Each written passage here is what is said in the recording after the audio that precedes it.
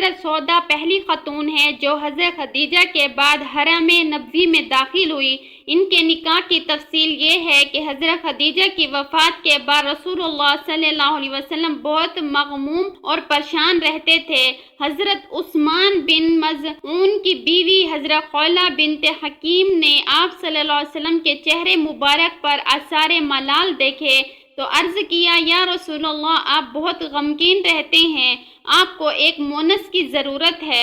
آپ نے فرمایا، گھر کی نگرانی اور بچوں کی دیکھ بھال خدیجہ کرتی تھی، اب میں اس سلسلے میں پریشان ہوں۔ آپ کا اشارہ پا کر وہ حضرت سودا کے والد زمعہ کے پاس گئی جو بوڑھے ہو چکے تھے۔ زمانے جہالیت کی رسم کے مطابق نام صباح کہہ کر سلام کیا اور آپ صلی اللہ علیہ وسلم کی طرف سے پیغام نکاح دیا۔ زمعہ نے جواب دیا کہ محمد صلی اللہ علیہ وسلم کفو تو بہت اچھی ہیں، لیکن سودا سے دریافت کرنا ضروری ہے۔ بہرحال تمام مراحل طے ہو گئے اور رسول اللہ صلی اللہ علیہ وسلم خود تشریف لائے۔ حضرت سودا کے والد نے ہی نکاح پڑھایا اور 400 درہم مقرر ہوا۔ حضرت سودا کے بھائی عبداللہ بن زمعہ اس زمانے میں اسلام نہیں لائے تھے۔ انہیں معلوم ہوا تو اس نکاح پر سخت اظہار افسوس کیا، نہایت خفا ہوئے اور سر پر خاک ڈالی۔ قبول اسلام کے بعد وہ اپنی اس حرکت پر ہمیشہ نادم رہے۔ حضرت سودا کا نکاح نبوت کے 10ویں سال ہوا، یعنی سن 10 نبوت میں۔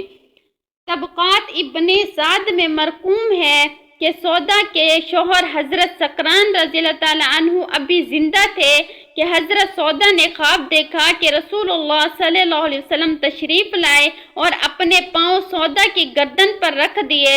سودا نے یہ خواب اپنے شوہر سے بیان کیا۔ انہوں نے کہا، سودا، باخدا اگر تم نے فی الواقع یہ خواب دیکھا ہے تو اس کی تعبیر یہ ہے کہ میں مر جاؤں گا اور رسول اللہ صلی اللہ علیہ وسلم تم سے نکاح کریں گے۔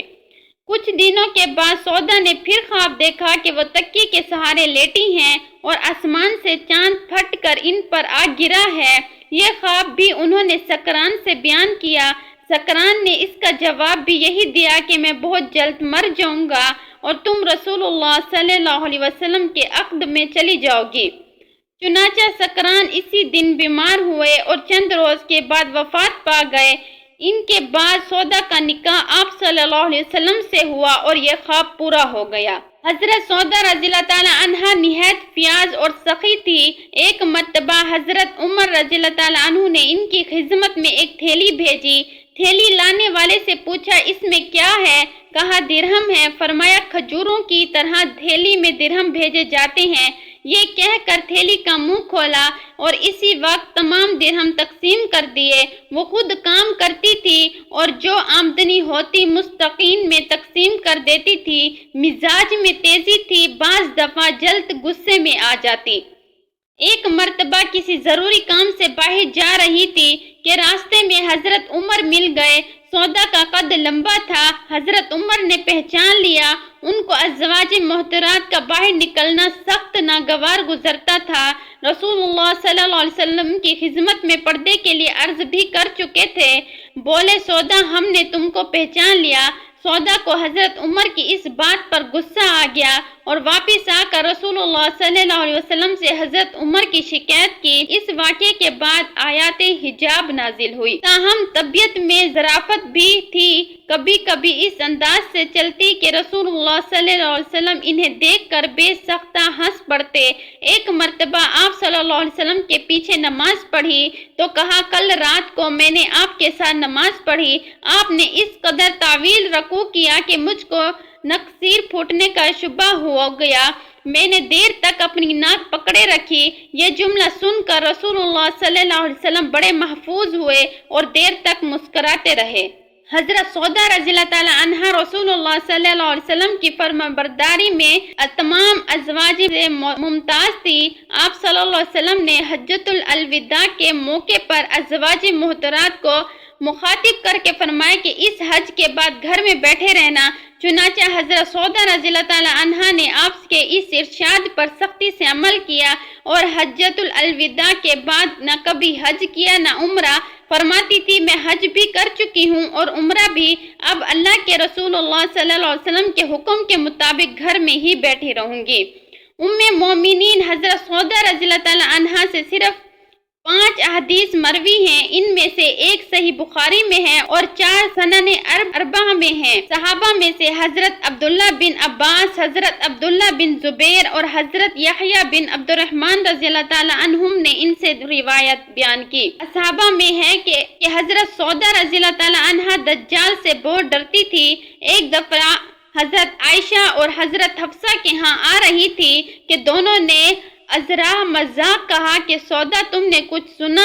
کہا نہیں، بولی دجال ظاہر ہو گیا ہے۔ حضرت سودا نے یہ سنا تو خوف زدہ ہو کر قریب کے ایک خیمے میں جا گھسی۔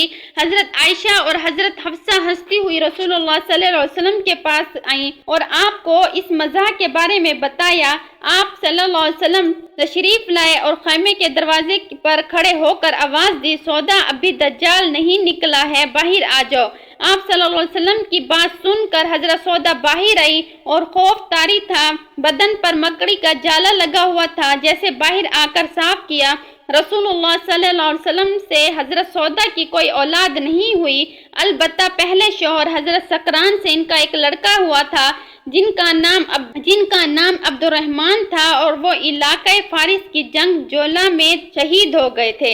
حضرت سودا کا انتقال حضرت عمر کی خلافت کے آخری زمانے میں ہوا۔ حضرت عمر نے 23 ہجری میں شہادت پائی، اس لیے حضرت سودا کا سال وفات غالباً 22 ہجری ہوگا۔ واقدی نے لکھا ہے کہ 25 ہجری میں وفات ہوئی، لیکن دیگر مؤرخین نے اس سے اختلاف کیا ہے اور لکھا ہے کہ انہوں نے 22 ہجری میں انتقال کیا۔